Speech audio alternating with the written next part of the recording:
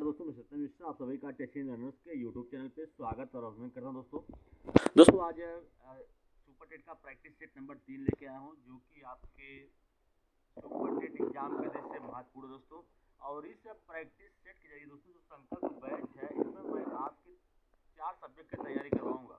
एक है आपका हिंदी हुआ, इसके अलावा ईवीएस हुआ, सीडीपी हुआ और आपका साइंस। ठीक है दोस्तों, इतने सब्जेक्ट की तैयारी इस बैच के जरिए मैं आपको करवाऊंगा।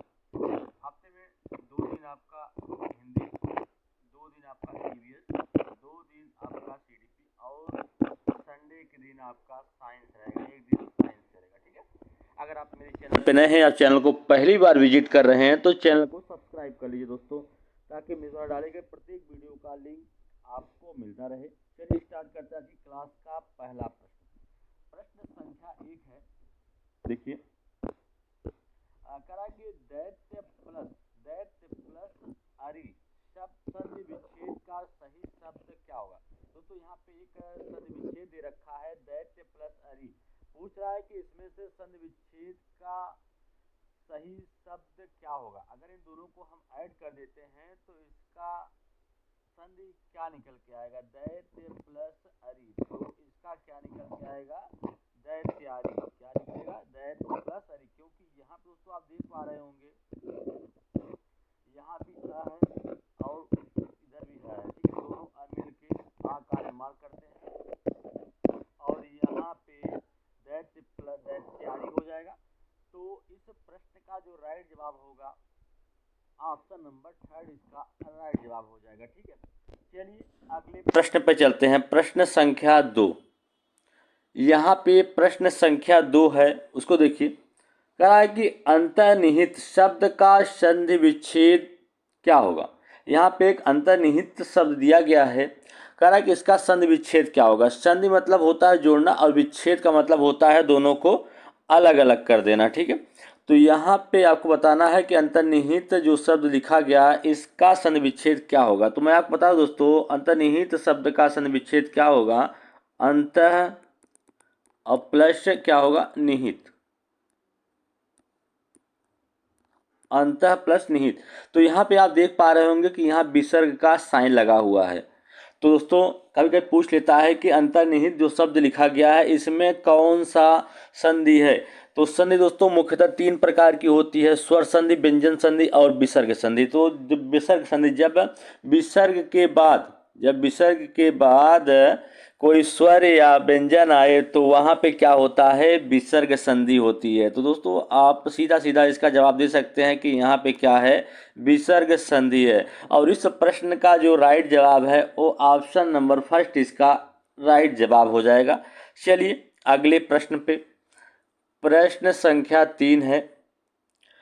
प्रश्न संख्या 3 देखिएगा, कह रहा है कि निम्नलिखित में से किस शब्द में प्रत्यय का प्रयोग हुआ है। पूछ रहा है कि प्रत्यय का प्रयोग किस शब्द में हुआ है।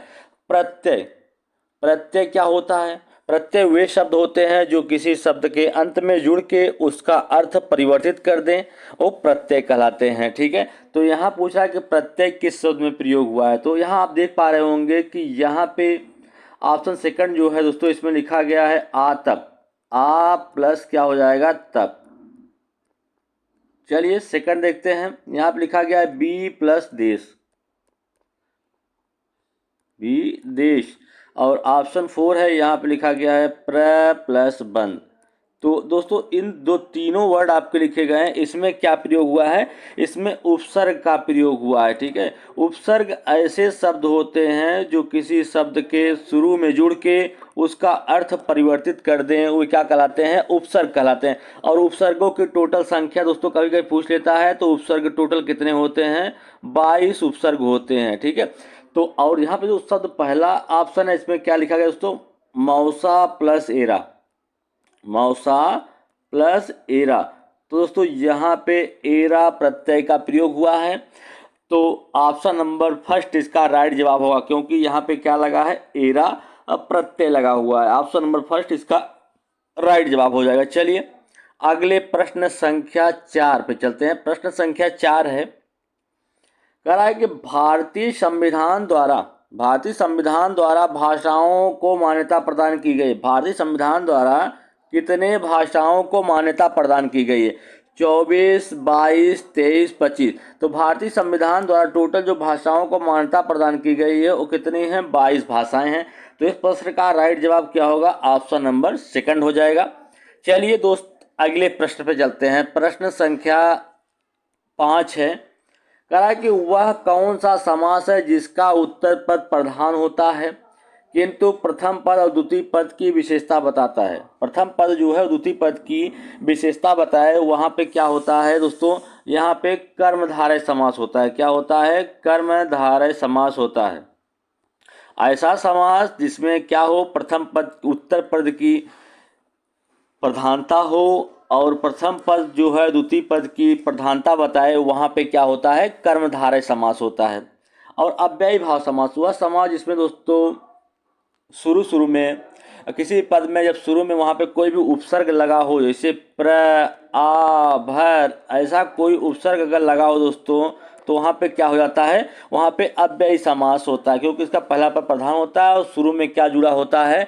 कोई उपसर्ग लगा होता है। और तत्पुरुष समास दोस्तों, अगर किसी भी शब्द का विखंडन करने पर उसके बीच में कोई भी कारक चिन्ह आ जाए, कारक शब्द आ जाए, तो वहाँ पे क्या होता है? वहाँ पे तत्पुरुष समास होता है। दोस्तों आप सभी को पता है कि कारकों की जो संख्या होती है 8 होती है। उसमें से अगर कोई भी कारक आपको यहाँ पे दी जाए, कर्ता ने कर्म को करण से संप्रदान, अपादान, अधिकरण, इस संबोधन, कोई भी अगर चिन्ह आ जाए, तो वहाँ पे क्या होता है? तत्पुरुष समास होता है। और दोस्तों इस चीज़ बता दें, यहाँ पे तो आपको कर्मधारय समास है। इस प्रश्न का राइट जवाब क्या है? ऑप्शन नंबर थर्ड है।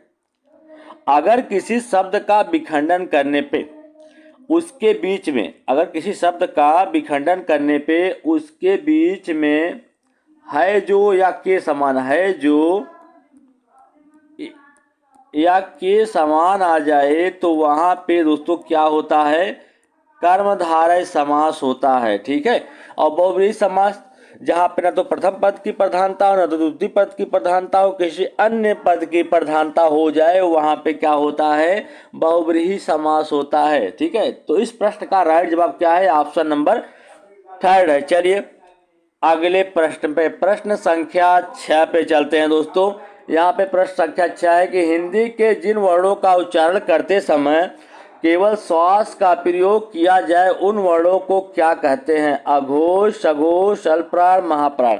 तो हिंदी के जिन वर्णों का उच्चारण करते समय केवल श्वास का प्रयोग किया जाए, उन वर्णों को अघोष कहते हैं दोस्तों। क्योंकि अघोष क्या होता है? किसी भी वर्ग का जो पहला और दूसरा वर्ण होता है वो क्या कहलाता है? अघोष कहलाता है। ठीक है दोस्तों।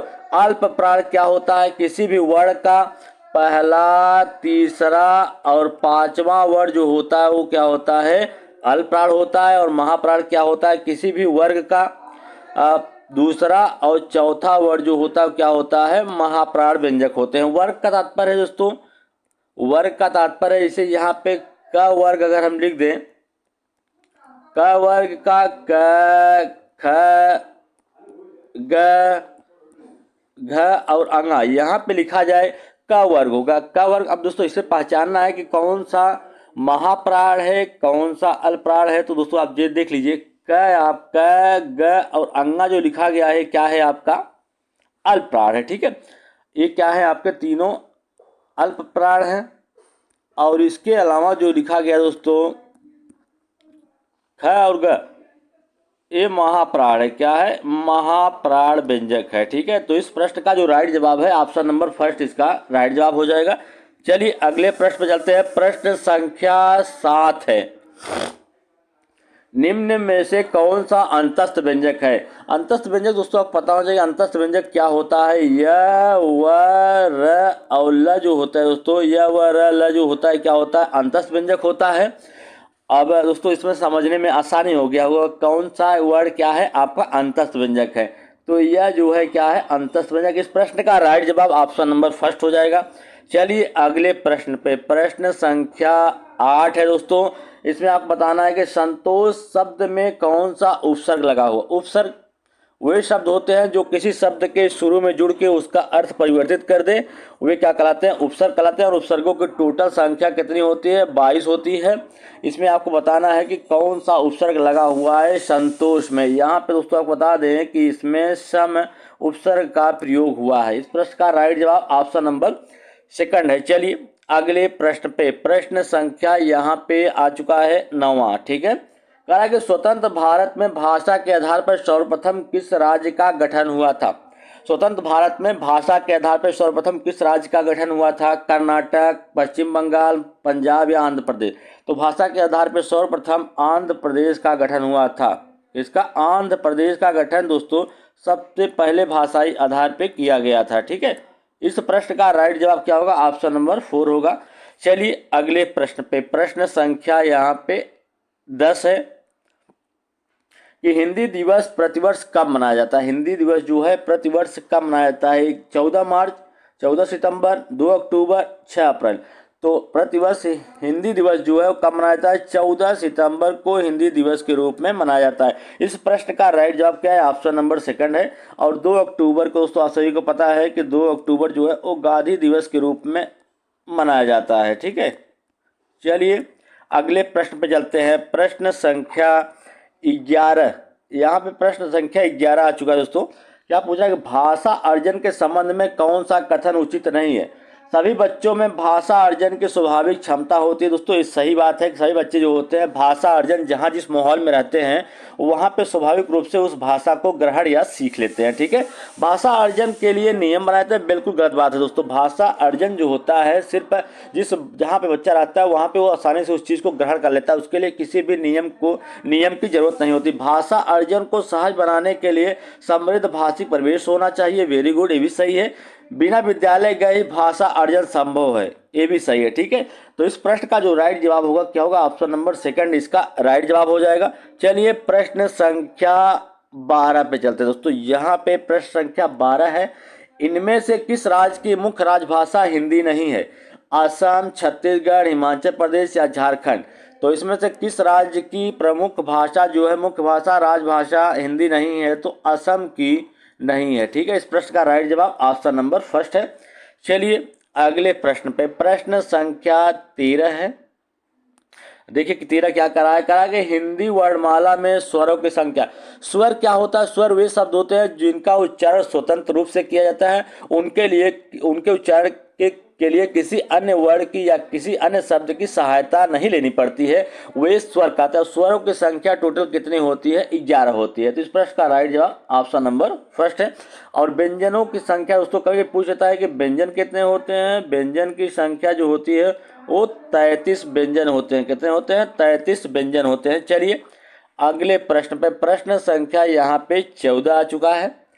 पठन कौशल से अभिप्राय है लिपि चिन्हों को पहचानना, शब्दों को पढ़ना, वाक्यों को पढ़ना या पढ़कर समझना। पठन कौशल से तात्पर्य दोस्तों कि किसी चीज को पढ़ के समझ लेना ही क्या कहलाता है, पठन कौशल का अभिप्राय होता है। इस प्रश्न का राइट जवाब ऑप्शन नंबर 4 होता है। चलिए आगे चलते हैं। प्रश्न संख्या 15 दोस्तों देखिएगा, कह रहा है कि पूरक पठन सामग्री का उद्देश्य क्या होता है। भाषा के नियमबद्धता को सीखना, शिक्षक की सहायता से बच्चों को पढ़ाना, द्रुत गति से पठन की योग्यता का विकास करना या सहपाठियों की सहायता से पढ़ना।